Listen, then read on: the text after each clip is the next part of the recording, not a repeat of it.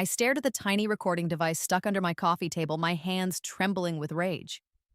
After 3 years of friendship, Madison had been listening to every private conversation in my apartment, every breakdown about my ex, every phone call with my therapist, every moment I thought I was safe and alone. But what she didn't know was that I'd found it 2 weeks ago. And for the past 14 days, I'd been feeding her exactly what I wanted her to hear. The worst part? I should have seen this coming. Madison Chen had been my college roommate, my supposed best friend, my maid of honor at what should have been my wedding 6 months ago. She was the one who'd held my hair back when I was sick, who'd stayed up all night helping me study for the bar exam, who'd sworn she'd always have my back. She was also the one who'd been systematically destroying my life for the past 2 years, and I'd been too trusting to see it. It started small, missed messages that she claimed she'd passed along, coincidental meetings with guys I was interested in, job opportunities that somehow fell through after she'd offered to put in a good word for me. I'd chalked it all up to bad luck and Madison's overeager helpfulness. But then came the big one. My engagement to David, the man I'd loved since law school. Madison had been so supportive, so excited to help plan the wedding. She'd insisted on handling the vendor communications since she had such good connections in the wedding industry. She'd taken charge of coordinating with the venue, the caterer, the photographer. The wedding that never happened because David received an anonymous package 3 days before our ceremony. Photos of me in compromising positions with my ex-boyfriend Jake, supposedly taken the week before. Photos that looked absolutely real because they were reals. Just from 2 years earlier, before David and I had even started dating seriously. But the metadata had been expertly altered to show recent dates. David wouldn't listen to my explanations. He wouldn't examine the photos more closely. He just called off the wedding and blocked my number. I'd lost my soulmate, my deposit money, and my dignity all in one devastating blow. Madison had been there to comfort me, of course, bringing wine and tissues and reassuring words about how David never deserved me anyway. I'd cried on her shoulder for weeks while she rubbed my back and told me everything would work out. But everything didn't work out. My law firm, a conservative family practice where I'd worked for 3 years, suddenly became concerned about my character after some anonymous person sent them the same doctored photos. They couldn't fire me outright. That would be a lawsuit waiting to happen. But they made my life miserable until I quit. My landlord received anonymous noise complaints about parties I never threw. My credit cards were mysteriously maxed out with purchases I never made. My social media accounts were hacked and filled with embarrassing posts that I had to frantically delete. Through it all, Madison was my rock. Always there with a shoulder to cry on and surprisingly specific advice about how to handle each crisis. She'd helped me find my new apartment, even insisting I take the one on the second floor because the natural light would help my depression. She'd helped me apply for new jobs, offering to be a reference. She'd listened to hours of my anguish and reassured me that things would get better. And that's when I'd started to suspect her. It was too convenient, too neat. Madison always knew exactly what to say, always had the perfect solution, always seemed to anticipate the next disaster before it hit. And there was something in her eyes when she thought I wasn't looking, a gleam that looked less like sympathy and more like satisfaction. The discovery of the bug 2 weeks ago had confirmed my worst fears. I'd been looking for my earring under the coffee table when my fingers found the small metal device attached to the wood with professional-grade adhesive. It was tiny, sophisticated, and definitely not standard apartment equipment. My first instinct had been to confront Madison immediately, to scream at her, to call the police, to burn our friendship to the ground in a spectacular explosion of justified rage. But something had stopped me. Maybe it was my legal training, or maybe it was the part of me that had learned to be calculating from years of betrayal. Instead, I'd done research. I'd found out that the device was a high-end listening system, the kind used by private investigators and people with serious money to spend on surveillance. I'd learned how to detect other bugs. There were 3 more, 1 in my bedroom and 2 in my kitchen, and how to disable them temporarily without making it obvious. More importantly, I'd realized that Madison wasn't working alone. The technical expertise required for the photo manipulation, the credit card fraud, the social media hacking, it was beyond what I knew Madison could do by herself. She had help, And from the professional quality of the surveillance equipment, it was expensive help. But why? That's what I couldn't figure out. Madison came from money. Her parents owned a successful tech company in Silicon Valley. She didn't need my hand me down clothes or my beat up car. She had her own thriving marketing consultancy and a trust fund that meant she'd never have to worry about money. The answer came to me during one of our support sessions 2 weeks ago, right after I'd found the first bug. Madison had been going on about how some people just have all the luck and how life isn't fair to everyone, and I'd seen something ugly flicker across her face. Envy, pure bitter envy. Madison had everything handed to her on a silver platter, but she'd never had to fight for anything. She'd never had to prove herself or overcome real adversity. And somewhere along the way, she'd started to resent me for earning things she'd been given. My law degree that I'd worked 3 jobs to afford. My relationship with David, who'd chosen me over several girls from wealthier families. My small victories that meant everything to me and nothing to her. She'd wanted to tear me down not because she needed what I had, but because she couldn't stand that I'd earned it myself. That's when I'd started planning. For the past 2 weeks, I'd been the perfect unwitting victim for Madison's surveillance. I'd had fake phone conversations about fabricated job interviews and imaginary romantic prospects. I'd talked to my empty apartment about plans that didn't exist and fears that weren't real. But I'd also been carefully, methodically building a trap. The key was that Madison wasn't just passively listening to my life anymore. She was actively sabotaging it, and that meant she was taking actions based on the information she gathered. If I could control the information, I could control her actions. And if I could predict her actions, I could finally prove what she'd been doing to me. I'd started with small tests, fake conversations about a job interview at a law firm that didn't exist, just to see if anyone would call them asking questions about me.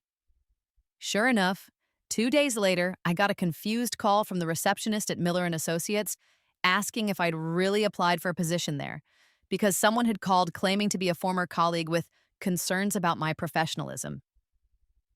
Then I'd escalated. I'd had a tearful phone conversation with my sister about how I was considering moving back to Ohio to live with our parents because I couldn't handle the stress anymore. Within hours, Madison had texted me asking if I wanted to grab dinner because she had a feeling I might need some cheering up. During dinner, she'd casually mentioned that sometimes a fresh start in a new city was exactly what someone needed to really find themselves. But the real test was when I'd talked to my empty living room about how I was planning to hire a private investigator to look into what had happened with David. I'd made up a whole story about having saved enough money to afford a professional who could trace the source of those photos. The next day, Madison had suggested we go for a hike, unusual for her, since she hated exercise, in a remote area where cell service was spotty. We'd ended up getting lost for 4 hours, and when we finally made it back to our cars, I discovered that my apartment had been broken into. Nothing was stolen, but my laptop had clearly been searched and my filing cabinet was in a different position. That's when I knew she was definitely working with professionals. Breaking and entering wasn't Madison's style. She was too image conscious to risk getting caught doing something so obviously criminal. But she could certainly afford to hire people who specialized in that kind of thing. Armed with this knowledge, I'd crafted my masterpiece, the fake information that would lead Madison and her accomplices straight into a police trap. It had started with a conversation I'd had 3 days ago, speaking loudly enough for the bugs to pick up every word while I pretended to be on the phone with a lawyer friend from law school. "Maya, I can't believe you found that information," I'd said to the empty room, pacing around my apartment for dramatic effect. "You're absolutely sure that the storage unit is registered under Madison's mother's maiden name? And that's where she's keeping all the evidence of what she's been doing to me?" I'd paused as if listening to a response. "Thursday night at midnight? That's when she goes there to check on everything?" "Perfect. I'll bring the police then. We'll finally have proof of what she's been doing." I'd given out the address of a storage facility across town, unit number 247. Of course, there was no such unit registered to anyone connected to Madison, and Maya Chen's mother's maiden name wasn't Morrison. But Madison didn't know that I knew her mother's actual maiden name was Kim. The beautiful thing was that Madison couldn't just ignore this information. If she really had been keeping evidence somewhere, She'd have to check. And if she hadn't been keeping evidence anywhere, she'd still need to investigate whether someone had planted something to frame her. Either way, she'd have to go to that storage facility. What I hadn't told my imaginary friend Maya was that storage unit 247 was actually rented by Detective Sarah Martinez of the LAPD, who happened to be my law school roommate before Madison. Sarah had been horrified when I'd finally told her everything that had been happening to me over the past few months. She'd also been frustrated by how difficult it would be to prove any of it legally. "We need to catch them in the act," she'd said. "All this circumstantial evidence isn't enough for a warrant, but if they commit a crime while we're watching..." So we'd set up the perfect crime for them to commit: breaking and entering, attempted burglary, criminal trespass, all while being recorded by hidden cameras that Sarah had legally installed in her own rented storage unit. The plan was brilliant in its simplicity. Madison and whoever she was working with would show up to steal or destroy evidence that didn't exist, and instead they'd be recorded committing multiple felonies. But I'd also prepared a backup plan, just in case Madison was smarter than I was giving her credit for. Yesterday, I'd had another loud phone conversation, this time about how I'd figured out that someone had been bugging my apartment, and I was going to sweep for listening devices that evening. I'd made it sound like I was planning to find and remove the bugs, which would naturally make Madison want to retrieve them before they could be discovered and used as evidence against her. Except the bugs she'd find tonight wouldn't be the original ones. Sarah had helped me replace them with identical-looking devices that were actually transmitters that would lead us straight back to whoever was monitoring them. It was Wednesday evening now, and I was sitting in Sarah's unmarked car 3 blocks away from the storage facility, watching the surveillance footage on her laptop. Madison had no idea that I knew about tonight's plan because I'd been playing dumb for weeks, acting like the same naive, trusting person she'd been manipulating all along. At 11:45 p.m., a black SUV pulled into the storage facility parking lot. My heart started pounding as I recognized Madison in the passenger seat. The driver was a man I didn't recognize, tall, thin, wearing a baseball cap pulled low over his face. "That's them," I whispered to Sarah, who was already reaching for her radio to alert the backup units we had stationed around the perimeter.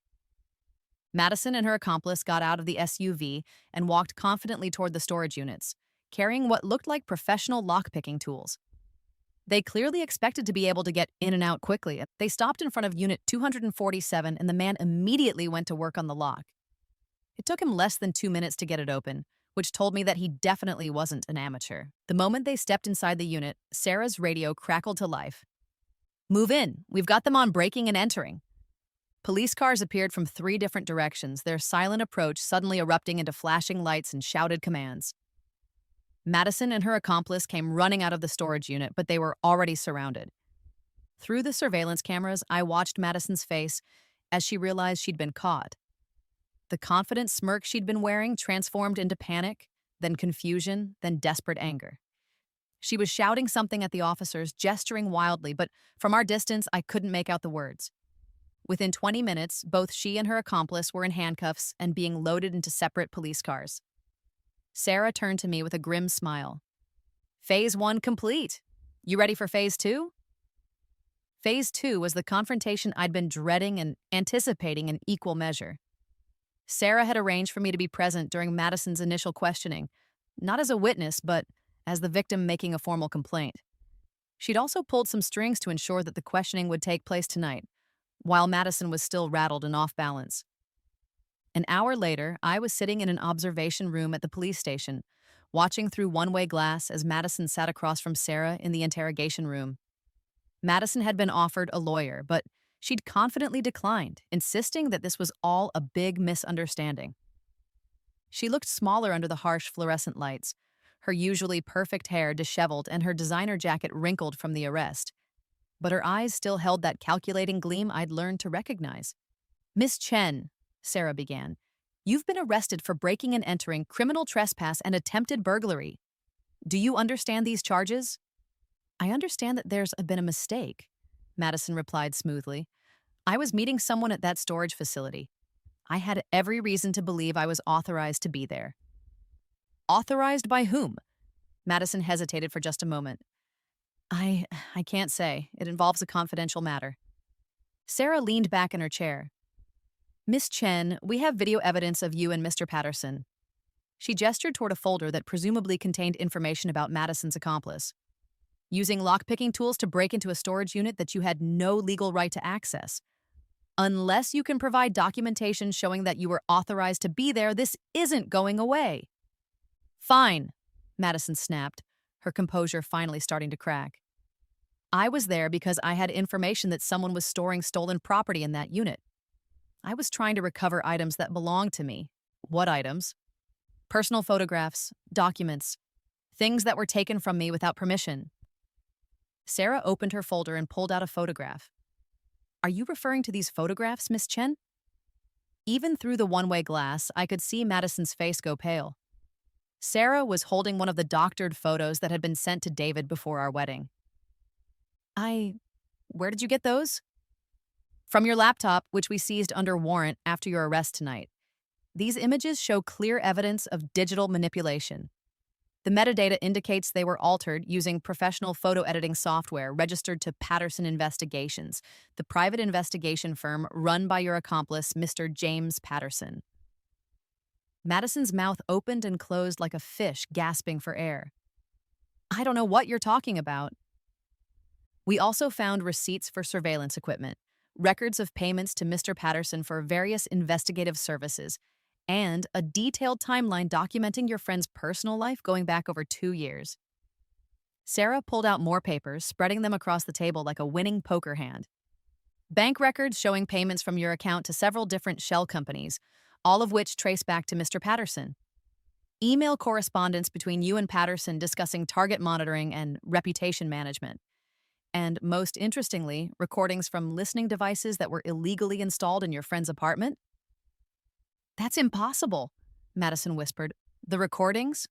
Oh, they're very real. In fact, we have hours of footage of you placing these devices in your friend's apartment over the past several months. It turns out that when you helped her find her current place, you made sure to get copies of her keys. Sarah leaned forward. Miss Chen, we have evidence linking you to identity theft, credit card fraud, breaking and entering, stalking, harassment, criminal conspiracy, and about a dozen other charges. The only question now is whether you want to cooperate and potentially reduce your sentence, or whether you want to let Mr. Patterson take all the blame while you go down for the full list of charges. Madison stared at the papers spread in front of her, her face cycling through expressions of shock, rage, and growing desperation. Finally, she looked up at Sarah with tears in her eyes. You don't understand, she said, her voice breaking. She has everything. She's always had everything. Perfect grades in law school while I had to cheat just to pass. Job offers from firms that wouldn't even interview me, David choosing her when he could have had anyone. So you decided to destroy her life? I decided to level the playing field. Madison's voice rose to a shout. She got everything handed to her while I had to fight for scraps. My parents expected perfection from me because she made it look so easy. Do you know what it's like to live in someone's shadow when you're supposed to be their friend? Sarah's expression didn't change. Miss Chen, your friend worked 3 jobs to pay for law school while you had your tuition paid by your parents. She studied every night while you were out partying. And she earned David's love by being honest and kind, not by manipulating and scheming. She doesn't deserve any of it. But you do? Madison fell silent, finally understanding that she'd just confessed to everything.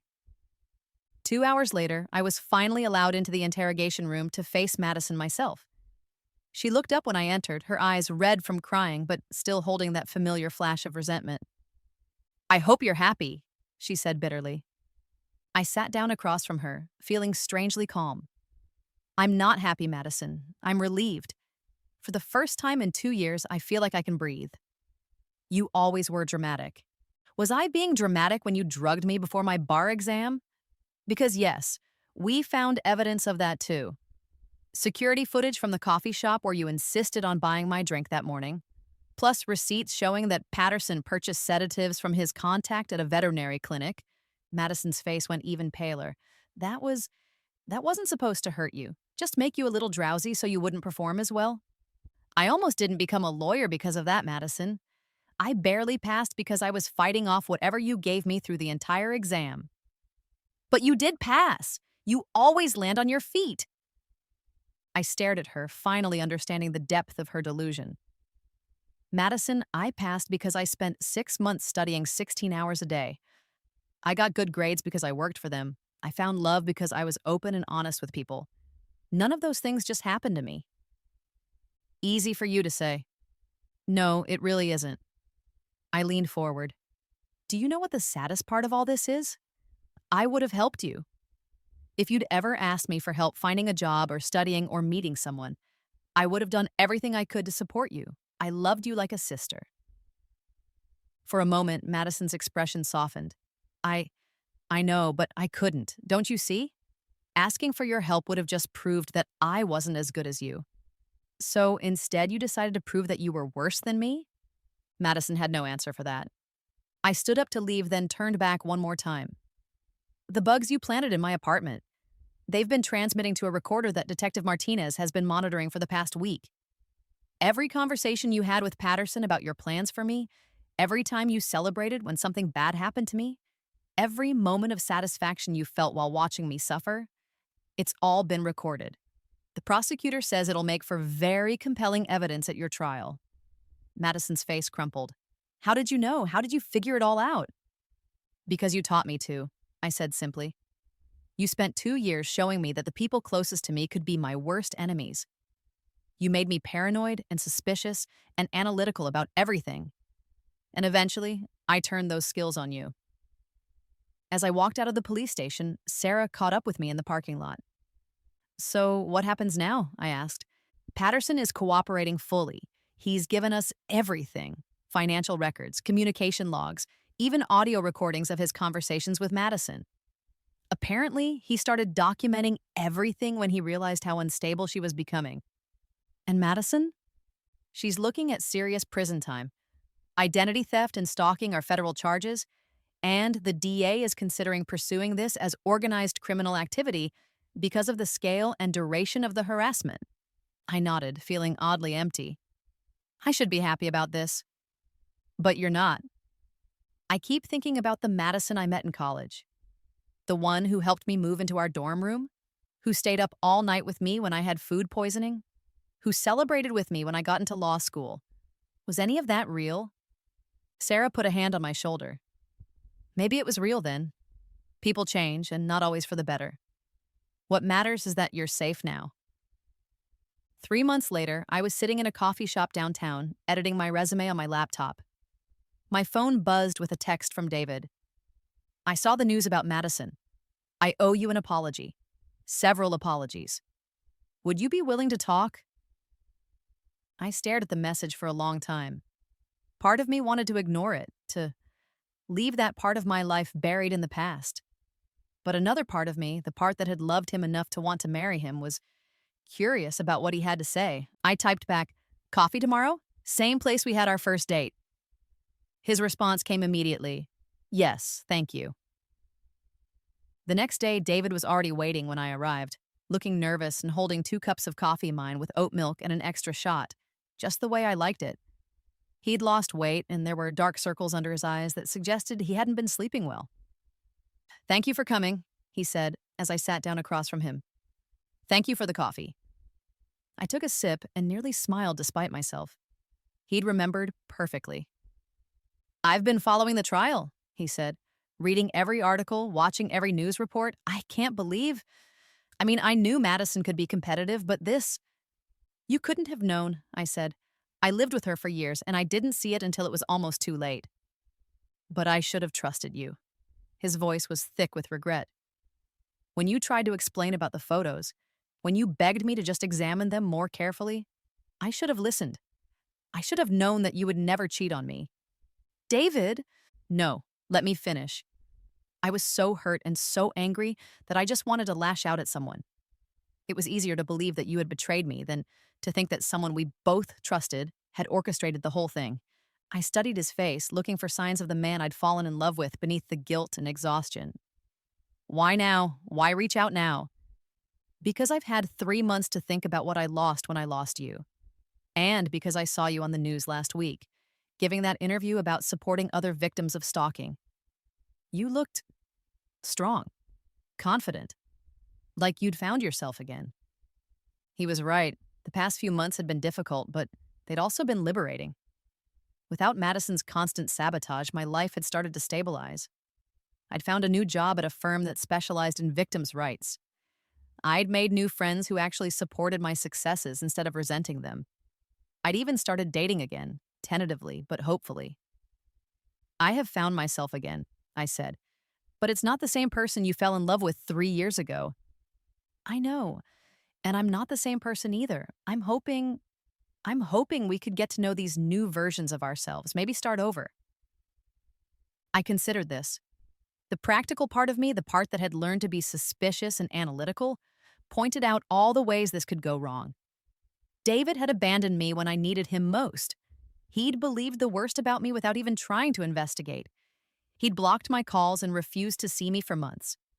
But the part of me that had loved him, that had planned to spend my life with him, whispered that people deserved second chances, that we'd both been victims of Madison's manipulation, that maybe with everything out in the open, we could build something stronger than what we'd had before. I can't promise anything, I said finally. I'm not the same person who trusted everyone and believed the best about people. I'm more careful now, more guarded. I understand, and I won't go backward. I won't try to recapture what we had before because that relationship was built on a foundation that Madison had been undermining from the beginning. If we're going to try this, it has to be something completely new. David nodded eagerly. Whatever you need, whatever it takes. I pulled out my phone and scrolled to my calendar. I'm free Thursday evening. There's a new sushi place downtown. We could try it together, as two people getting to know each other for the first time. The smile that spread across his face was the first genuine expression I'd seen from him since I'd walked into the coffee shop. 6 months later, I was back in that same coffee shop, but this time I was meeting with a potential client. Margaret Torres was a 34-year-old teacher whose ex-husband had been using their teenage son to spy on her new relationship. It was a depressingly familiar pattern. Someone using technology and manipulation to control and punish someone they claimed to love. The thing is, Margaret was saying, I know he's doing it, but I can't prove it. Jake comes home from his dad's house and suddenly knows things about my boyfriend that I never told him. Personal things, private conversations. I took notes while she talked, my mind already working through the legal options available to her. My new law firm specialized in cases like this: domestic surveillance, stalking, digital harassment. We'd built a reputation for taking on cases that other firms considered too complicated or too risky. It turned out that my experience with Madison had given me a unique skill set. I understood how abusers use technology to maintain control over their victims. I knew how to gather evidence of harassment that was designed to be untraceable. And I had a network of contacts in law enforcement who understood the serious psychological damage that this kind of systematic manipulation could cause. What I'm going to suggest, I told Margaret, is that we start by assuming your ex-husband is monitoring your communications somehow. We'll sweep your house for devices, check your phone and computer for spyware, and set up a controlled environment where we can gather evidence if he's really doing what you think he's doing. You really think that will work?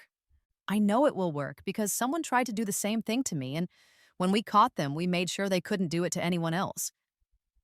Margaret's face brightened with hope for the first time since she'd sat down. How long did it take? To catch them, I mean. 2 years of being a victim and 2 weeks of being smart about it, I said. The trick is realizing that you have more power than you think you do. After Margaret left, I stayed in the coffee shop to finish some paperwork. My phone buzzed with a text from David. Dinner tonight. I found a new recipe I want to try.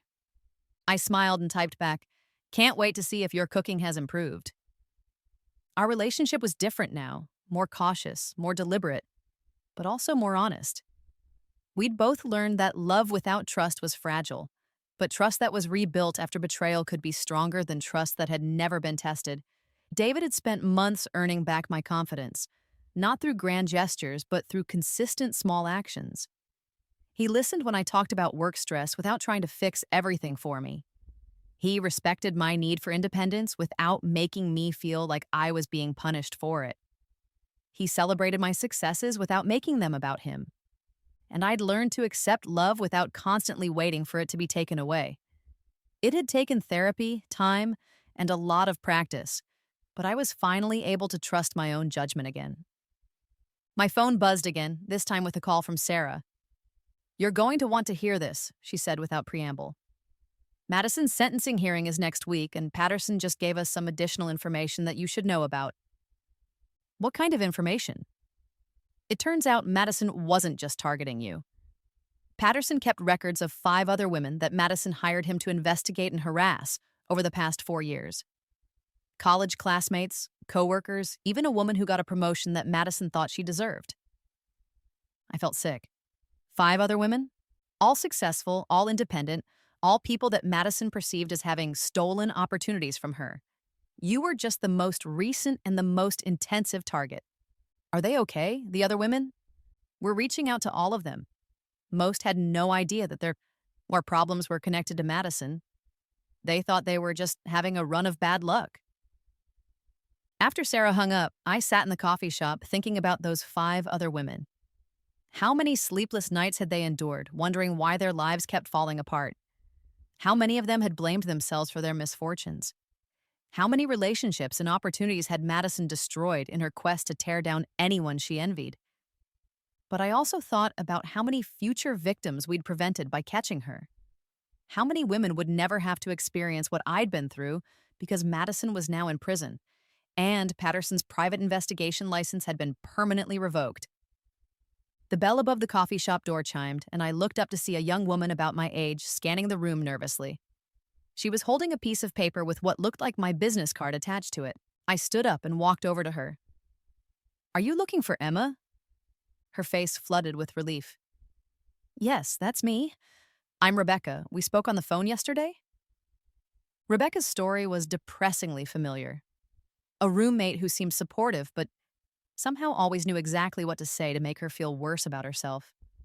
A series of coincidences that had cost her job opportunities and romantic relationships. A growing paranoia that someone was watching her, combined with the gaslight from people who told her she was being dramatic and paranoid. As she talked, I found myself taking more detailed notes than usual. Rebecca's case had some unique elements that could help us establish a broader pattern of this type of abuse. And more importantly, she'd come to me early in the harassment campaign before her abuser had completely destroyed her life. "The good news," I told her when she finished her story, "is that we can probably stop this before it gets much worse. The bad news is that it's going to require you to be very brave and very patient while we gather evidence." "Whatever it takes," Rebecca said firmly. "I'm tired of feeling helpless." As I walked her through the process we'd used to catch her stalker, I realized that Madison had given me something valuable after all. Not intentionally, of course, but her campaign of destruction had taught me skills that I could use to help other people protect themselves. I'd learned how to be suspicious without being paranoid, how to gather evidence without becoming obsessed, how to fight back without becoming the kind of person who destroyed others for personal gain. Most importantly, I'd learned that the best revenge against someone who tried to make you feel powerless was to use your power to help other people. 3 weeks later, I was sitting in a courtroom listening to Madison's sentencing hearing. She looked smaller than I remembered, wearing an orange jumpsuit instead of her usual designer clothes. Her parents sat in the front row behind her, looking devastated and confused. The judge read through the charges methodically: identity theft, stalking, harassment, conspiracy, breaking and entering, fraud. The list went on for almost 5 minutes. "Miss Chen," the judge said finally, "you have pleaded guilty to all charges. Before I pass sentence, do you have anything you'd like to say to the court?" Madison stood up slowly, her hands shaking. "Your Honor, I know that what I did was wrong. I let my jealousy and insecurity turn me into someone I don't recognize. I hurt people who trusted me, and I have to live with that for the rest of my life." She turned to look at me in the gallery. "Emma, I know you probably can't forgive me, and I understand that. But I want you to know that I'm sorry. Not just because I got caught, but because I finally understand how much pain I caused you. You deserved so much better from someone you called a friend." I nodded slightly, acknowledging her apology without accepting it. Some betrayals went too deep for forgiveness, but I could appreciate that she was finally taking responsibility for her actions. The judge sentenced Madison to 8 years in prison with the possibility of parole after 5 years. She would also be required to pay restitution to all of her victims and complete psychological counseling. As the bailiff led Madison away, she looked back at me one more time. For a moment, I saw a flash of the person I'd thought she was in college. Young, insecure, desperate to be liked. But that person had made choices that led her to become someone else entirely, and now she would have to live with the consequences. Outside the courthouse, reporters were waiting to ask me about the case. Madison's story had attracted national attention as an example of how social media and technology could be weaponized for personal revenge. "Miss Parker," one reporter called out, "what do you want other victims of this kind of harassment to know?" I stopped and turned to face the cameras. I want them to know that they're not crazy, they're not being dramatic, and they're not powerless. If something feels wrong in your life, trust that instinct. Document everything, and don't be afraid to ask for help. Do you think the sentence was fair? I think it sends a message that this kind of systematic harassment has serious consequences. But more importantly, I hope it encourages other victims to come forward and seek justice. What's next for you? I smiled, thinking about Rebecca and Margaret and the growing number of clients who are finding their way to my firm. I'm going to keep helping people fight back, because the best way to honor what I survived is to make sure other people don't have to survive it alone. That evening, David and I were cooking dinner together in my apartment. The same apartment where Madison had planted her surveillance equipment, but which now felt like home again. We'd decided to prepare a meal for Sarah and her partner, who were coming over to celebrate the end of the trial. "You know what's weird?" I said, chopping vegetables while David worked on the sauce. "I actually feel grateful to Madison in a strange way." David looked up from the stove, eyebrows raised. "Grateful. Not for what she did to me, obviously, but for what it taught me about myself. About how strong I could be when I had to be. About what I really wanted to do with my life." "You mean the victims' rights work?" "That, and also just knowing that I can trust my instincts now. Before all this happened, I second-guessed myself constantly. I was always worried about being too suspicious or too paranoid. Now I know the difference between healthy caution and destructive paranoia." David turned down the heat and moved closer to me. "You've helped so many people already. That article in the Times about your firm has brought in, 15 new clients this month?" 18, actually. And 3 of them are cases where we caught the harassment early enough to prevent serious damage. I set down my knife and leaned against the counter. That's what I couldn't have imagined 2 years ago when I was falling apart. That someday I'd be the person other people turned to when their lives were being torn apart by someone they trusted. The doorbell rang and David went to let Sarah and her partner Lisa in. Sarah was carrying a bottle of champagne, and Lisa had brought Flower's actual celebrations for the end of a nightmare that had consumed so much of our lives. "So," Sarah said as we settled around my dining table with our food, "I have some news about the other victims from Madison's cases." "Good news or bad news?" I asked. "Mostly good. 4 of the 5 women are doing really well now that they understand what happened to them. 2 of them have started therapy specifically to deal with the gaslighting and psychological manipulation. One of them, Jennifer, actually reached out to ask if she could volunteer with your firm." "What about the 5th woman?" Sarah's expression grew more serious. "That's the complicated one. Her name is Ashley, and she was Madison's target about 3 years ago. The harassment was extensive. Madison and Patterson managed to cost her 2 jobs and her engagement before she finally moved across the country to get away from what she thought was just bad luck. But she's okay now. Physically, yes. Emotionally, she's struggling with the idea that she ran away from a fight she didn't even know she was in.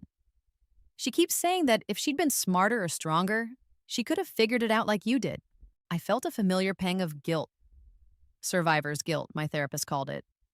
"Is she open to talking to other victims? Sometimes it helps to hear from someone who's been through something similar." "I was hoping you'd say that. She's actually flying out here next week. She wants to meet you, and she's also considering filing a civil suit against Madison for damages." "Of course I'll meet with her, and if she wants to pursue civil action, I can recommend some excellent lawyers." Lisa, who had been quiet through most of dinner, finally spoke up. "Can I ask you something, Emma? Do you ever worry that this work will make you too cynical? That focusing on betrayal and manipulation every day will change how you see the world? It was a question I'd been asking myself a lot lately. I think about that constantly, but what I've found is that helping other people heal from betrayal actually helps me heal too. Every time I see a client regain their confidence or rebuild their life, it reminds me that recovery is possible. And, David added, she's gotten really good at spotting red flags early. She helped my sister figure out that her new boyfriend was lying about having a job before she got too invested in the relationship. Sarah laughed. So you've become the friend who everyone comes to when they need someone to vet their dating prospects? Something like that. Though I prefer to think of it as helping people trust their own instincts rather than doing the detective work for them. After dinner, we moved to the living room with coffee and dessert. Sarah pulled out her phone and showed us some photos from her latest vacation with Lisa. You two look happy, I observed, studying a picture of them hiking in the mountains. We are. It's amazing how much easier relationships are when both people are emotionally healthy and honest with each other, Sarah said, squeezing Lisa's hand. Speaking of which, Lisa said with a mischievous grin, when are you two going to make things official again? David and I exchanged a look. We'd been talking about this more frequently lately. Not about recreating what we'd had before, but about building something new together. We're taking it slow, I said diplomatically. We're taking it realistic, David corrected. Emma has taught me that love isn't just about feelings. It's about consistent actions and earning trust every day.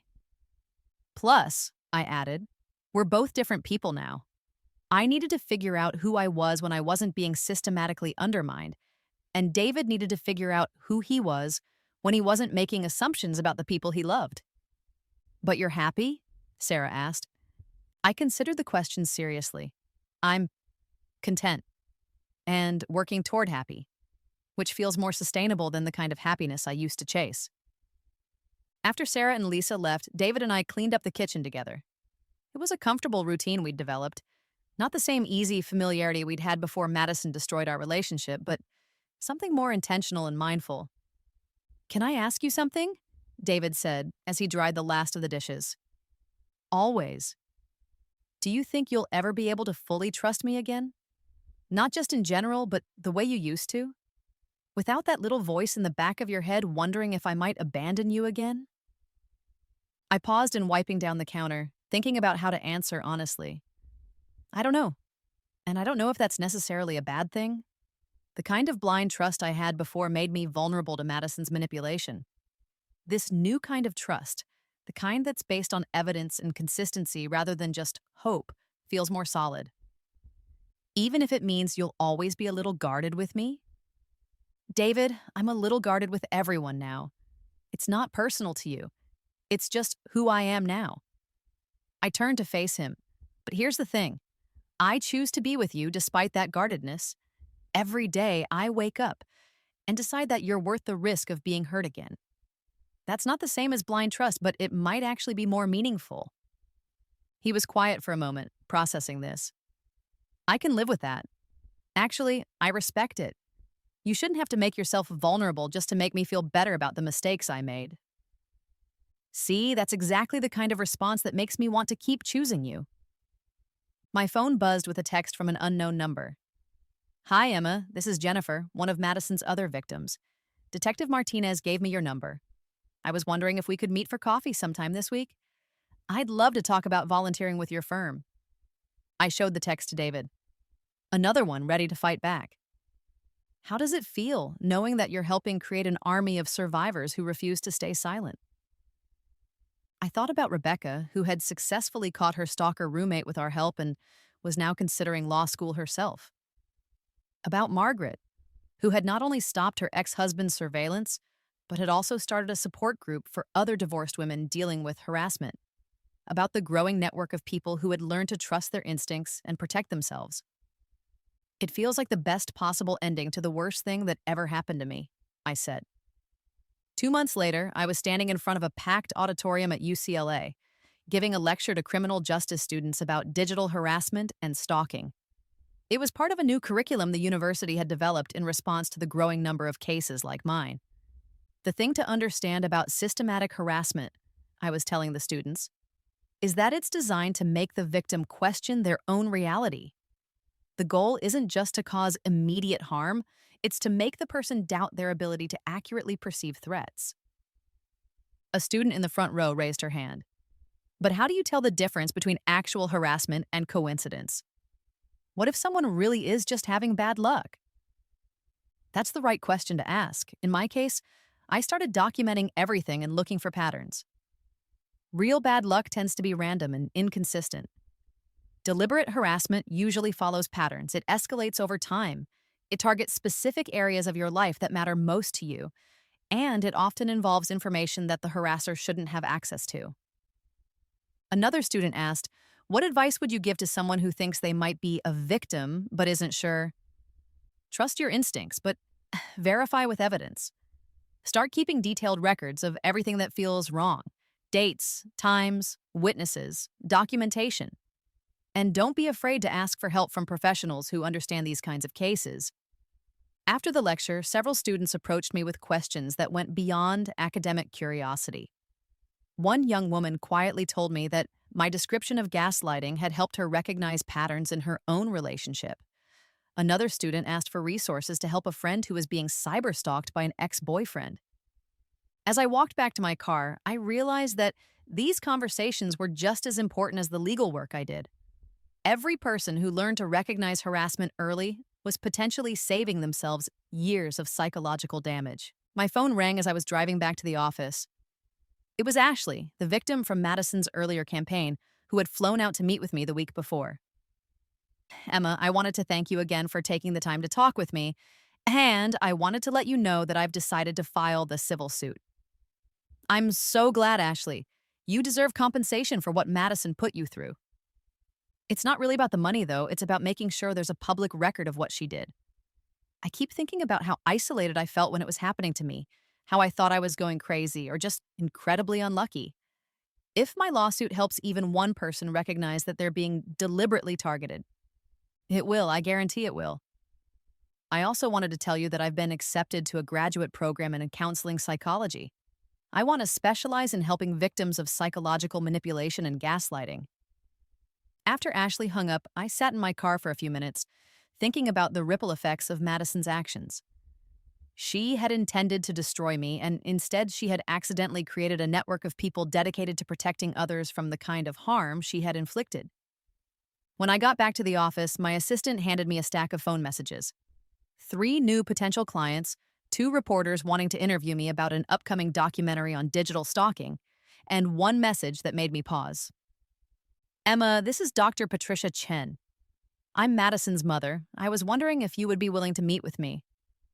I understand if you don't want to, but I have some things I need to say to you. I stared at the message for a long time. Part of me wanted to ignore it completely. I had no obligation to help Madison's family process their guilt and confusion, but another part of me was curious about what Dr. Chen wanted to say. I called her back and agreed to meet for coffee the next day, though I made it clear that I wasn't looking for an apology or an explanation of Madison's behavior. Dr. Chen was waiting for me at a small cafe near my office, and I could see where Madison had gotten her sharp features and calculating eyes. But where Madison had always carried herself with an air of entitlement, her mother seemed weighed down by grief and guilt. "Thank you for agreeing to see me," she said as I sat down across from her. "What did you want to talk about?" "I wanted to apologize, first of all. Not on Madison's behalf. She needs to take responsibility for her own actions. But for my part in raising someone who could do what she did to you." I studied her face, looking for signs of manipulation or agenda. "What do you mean by your part?" "Madison was always competitive, even as a small child. And instead of teaching her to find satisfaction in her own accomplishments, I reinforced her need to be better than everyone else. I compared her to other children constantly. I made her feel like her worth was dependent on outperforming her peers." Dr. Chen's hands were shaking slightly as she spoke. "When she got to college and met you, she would call home talking about how brilliant you were, how hard you worked, how naturally everything seemed to come to you, and instead of encouraging her to learn from you or be inspired by you, I told her that she just needed to try harder to beat you." "Dr. Chen, you can't blame yourself for Madison's choices. Lots of people have competitive parents and they don't become stalkers and harassers." I know that, but I also know that I created an environment where Madison learned to see other people's success as her own failure. And I never taught her how to cope with not being the best at everything. She pulled out an envelope and set it on the table between us. This is a letter Madison wrote to you from prison. She asked me to give it to you, but she also said that if you didn't want to read it, I should throw it away. I looked at the envelope without touching it. What does it say? I don't know. She sealed it before giving it to me. But she said it wasn't an attempt to ask for forgiveness or to minimize what she did.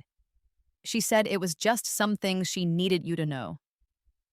I left the coffee shop with the letter in my purse unopened.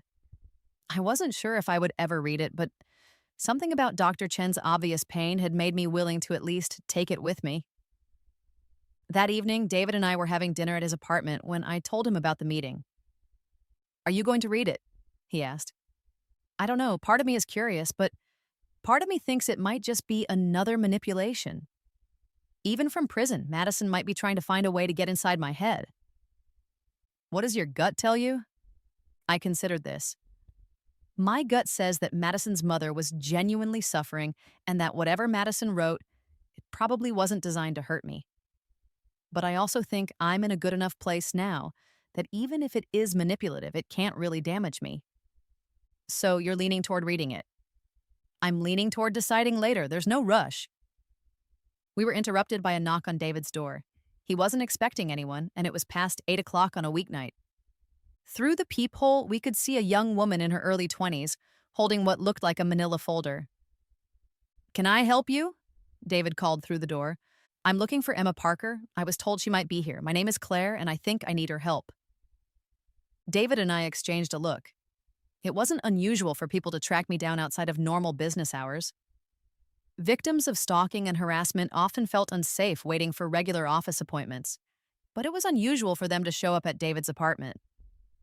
I opened the door but kept the chain lock engaged. Hi, Claire. How did you get this address? I'm sorry to bother you at home. I called your office, but it was closed, and the receptionist said you sometimes took emergency calls. She gave me your cell number, but when I called, it went straight to voicemail. I was desperate, so I looked up your boyfriend's address online. I felt a chill run down my spine. The ability to quickly locate personal information about me and the people close to me was exactly the kind of skill that stalkers and harassers use to maintain control over their victims. Claire, I'm going to need you to step back from the door and explain how you found this address and why you felt it was appropriate to come here uninvited. Her face crumpled. I'm sorry, I know this is weird, but I think my roommate has been doing to me exactly what Madison Chen did to you, and I'm scared of what might happen if I wait until tomorrow to get help. David moved closer to the door. Claire, even if you're in immediate danger, showing up at someone's home unannounced isn't the right way to handle this.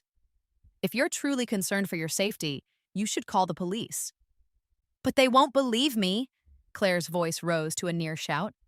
They'll think I'm being paranoid just like everyone else does.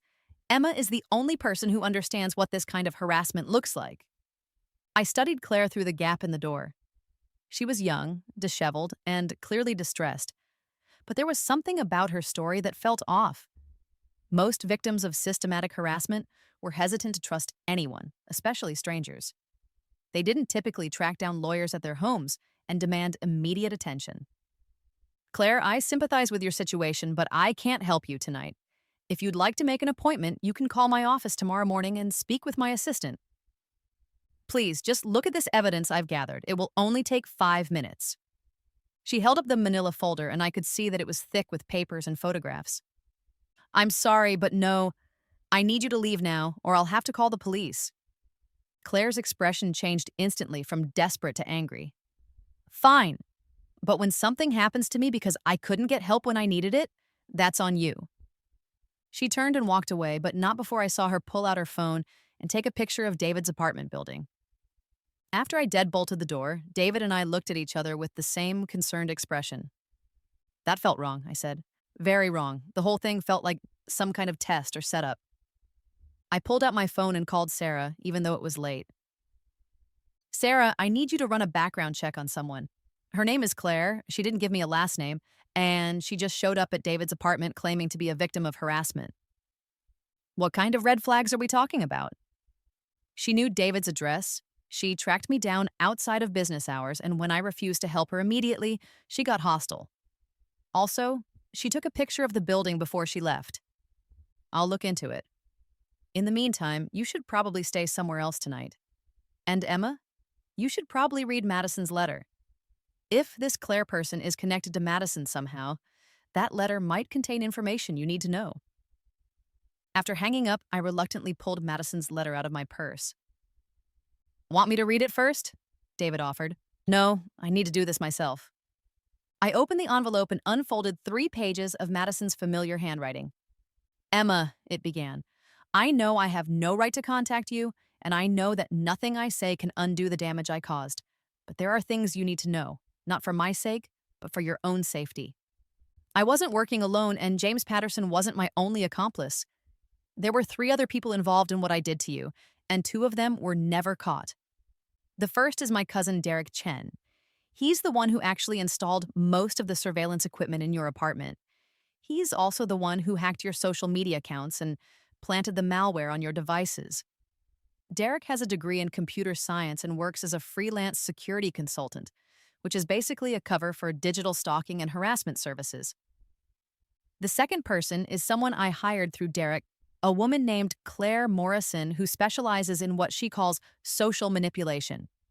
She's the one who made the anonymous calls to your law firm and your landlord. She's also the one who convinced your credit card companies to increase your limits, so that when your cards were compromised, the damage would be maximized. Claire is dangerous in a way that Derek and James aren't. They're motivated by money. Claire enjoys causing pain. She told me once that she gets the same satisfaction from destroying someone's life that other people get from completing a difficult puzzle. I'm telling you this because Claire contacted me in prison 3 weeks ago. She said that my case had inspired her and that she was interested in continuing my work. I told her to leave you alone, but I don't think she's going to listen to me. Claire is smart, Emma. Smarter than I was. She won't make the obvious mistakes that got me caught. And unlike me, she doesn't have any personal connection to you that might make her hesitate or feel guilty. I don't know why I'm warning you about this. Maybe it's because I finally understand that what I did to you was evil, and I can't stand the thought of someone else picking up where I left off. Maybe it's because I need to do one good thing to balance against all the terrible things I've done. All right, then watch out for people who seem to need your help urgently. Claire's specialty is pretending to be a victim herself to get close to her real targets. She'll present herself as someone who desperately needs your expertise, and she'll try to make you feel guilty for not helping her immediately. I'm sorry, Emma, for everything. I know that's not enough, but it's all I have to offer. Madison. By the time I finished reading, my hands were shaking. David, we need to leave now.